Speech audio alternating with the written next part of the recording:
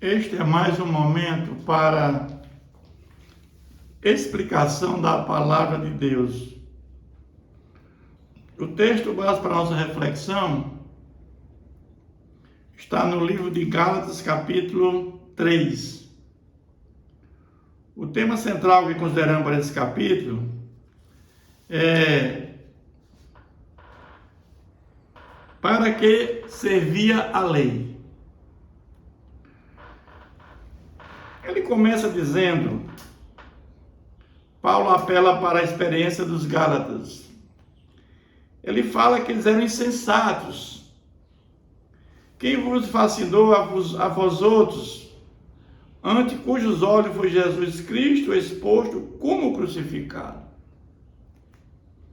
Esse capítulo 1, capítulo 2 de Gálatas, Paulo faz a defesa do seu apostolado. Porque eles não entendiam que Paulo não tinha capacidade de ser apóstolo. Porque não tinha convivência com aqueles que tiveram com Jesus. E Paulo vai dizer que a sua doutrina tinha sido dada diretamente pelo próprio Jesus. Agora Paulo vai fazer, nesse capítulo 3 e 4, a defesa do Evangelho. Aqueles judaizantes, cristãos, judeus, continuavam ainda persuadindo aquelas pessoas a dizer que a salvação se dava pela fé, mas também era necessário continuar praticando aquelas práticas judaicas, circuncisão, guardar o sábado, alimentação. E Paulo está dizendo que eles são insensatos, né? Mas ele vai agora continuar dizendo: quero apenas saber isso de vós. Recebeste o Espírito pelas obras da lei ou pela pregação da fé? Vocês vão receber o Espírito Santo pelas obras da lei? Não. Porque a palavra de Deus sendo pregada, o que é que Paulo pregava? Arrependimento e fé. Mas depois que Paulo pregava a palavra de Deus, a palavra era precursora para que o Espírito Santo entrasse no espírito humano. E a pessoa veio regenerada, justificada, né? Ela passava a ter fé e se arrepender. É nesse momento que você recebe o Espírito Santo, após a pregação da palavra. E ele diz que eles são insensatos, porque tendo começado no Espírito, estáis agora aperfeiçoados na carne. Ou seja, vocês agora estão livres. Vocês são livres em Cristo Jesus. Jesus nos traz liberdade, mas a lei nos traz escravidão. Vocês estão deixando de ser livres para voltar a ser escravos. Vocês são insensatos. Terá sido em vão que tantas coisas sofrestes? Se na verdade for em vão, aquele, pois, que vos concede o Espírito, é o que opera milagres, que dentre vós, porventura, o faz pelas obras da lei ou pela pregação da fé? Pela pregação da lei ninguém faz obra nenhuma de milagres. Os milagres são feitos pelo Espírito Santo. E Paulo está falando isso.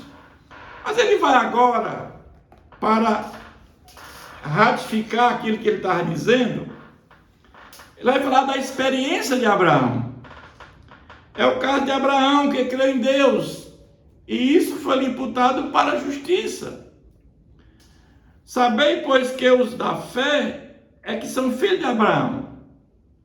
Interessante que os judeus, eles entendiam que a salvação se dava porque eram judeus, seguiam as obras da lei, mas eram descendentes de Abraão.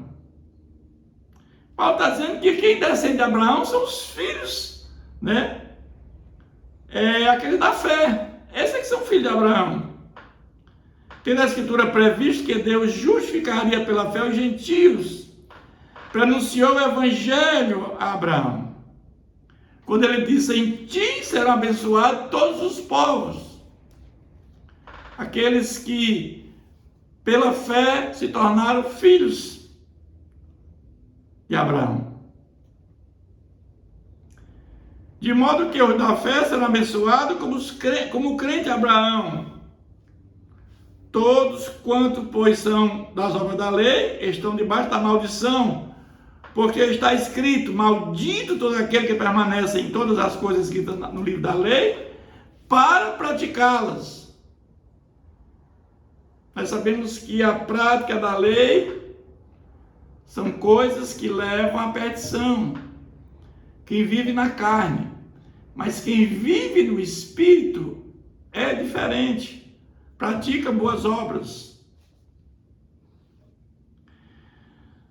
E ele vai dizer: é evidente pela lei, ninguém é justificado diante de Deus, porque o justo viverá pela fé. O justo viverá pela fé, esse versículo mudou a história da humanidade. Porque Martinho Lutero, ele não quis criar uma nova doutrina. Ele queria reformular a Igreja Católica na época. Mas ele viu que não foi possível quando ele teve acesso. E quando ele descobre que o justo viverá pela fé, ele vê que a salvação é pelas obras, não é por obras da lei, mas sim pela fé, que nós somos justificados pela fé em Jesus. Ou seja, o justo viverá pela fé. E a partir de você ser justo diante de Deus, você agora faz parte da família de Deus.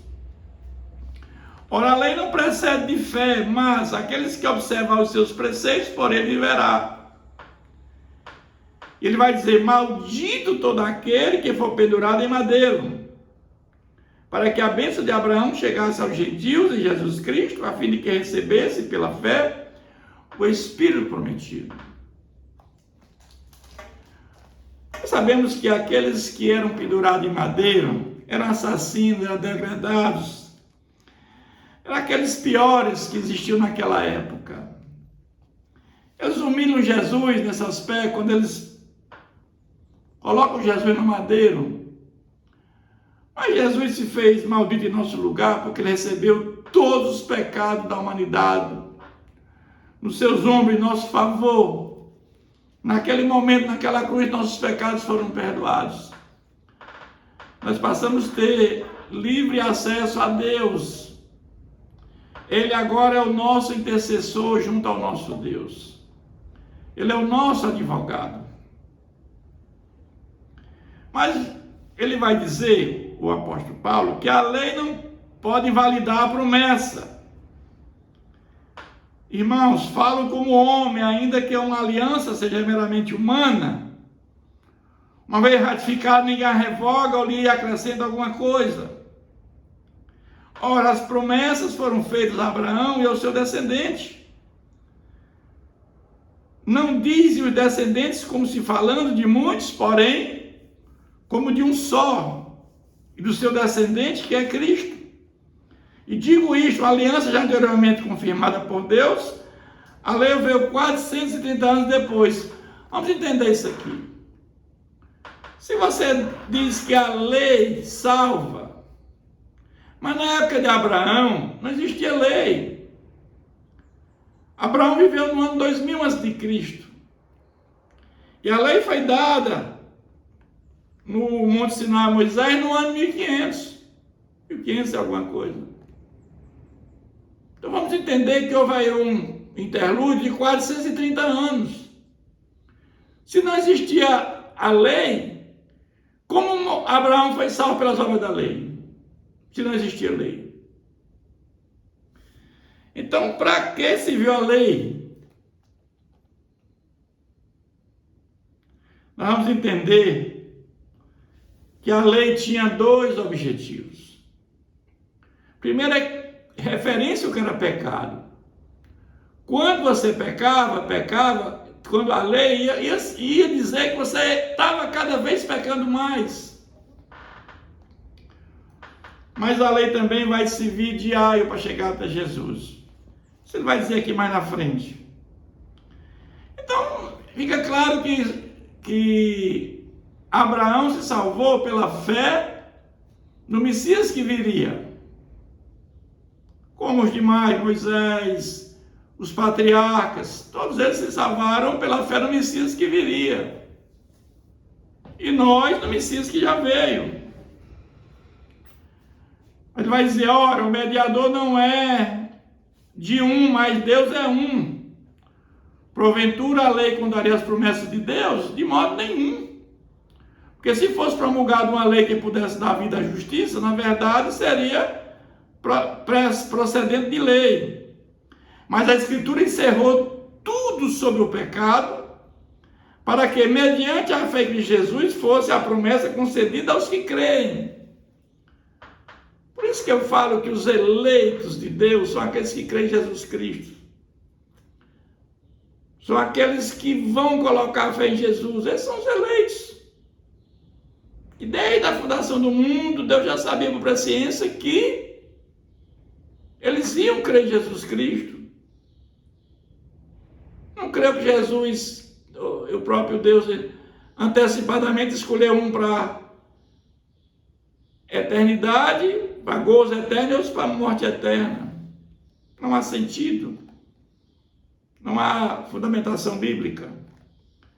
Mas antes que viesse a fé, estavam sob a tutela da lei, e nela encerrados por esta fé, de futuro haveria de revelar-se.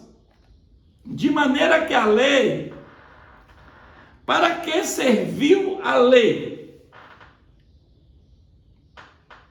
De maneira que a lei nos serviu de aio para nos conduzir a Cristo. É como a lei pegasse nós e levasse até Jesus.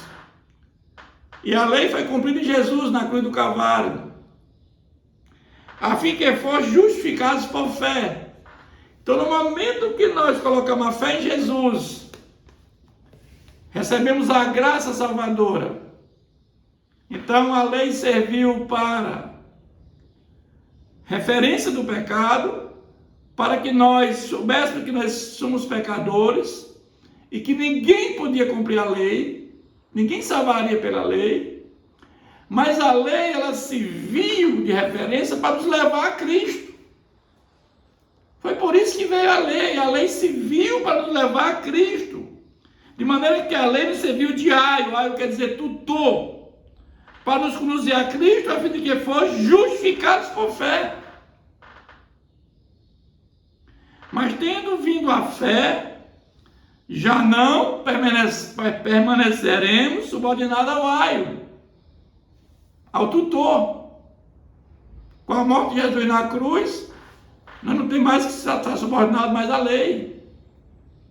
Porque todos quando foram batizados em Cristo, os revestiram. O que é o batismo em Cristo? O batismo em Cristo é a união em Cristo. É que nós fomos batizados com Ele. Nós morremos com Ele, ressuscitamos com Ele. Quando nós cremos naquele ato na cruz, que Ele fez por nós, aquele sacrifício na cruz, nós participamos da carne e do sangue de Jesus, no sacrifício de Jesus na cruz, quando cremos naquele ato dele na cruz do Calvário, no sacrifício dele por nós. O batismo em Cristo é essa união em Cristo Jesus. É essa união que nós morremos com Ele e ressuscitamos com Ele. Não pode haver judeu, nem grego, nem escravo, nem liberto, nem homem, nem mulher, porque todos vós sois uns em Cristo Jesus.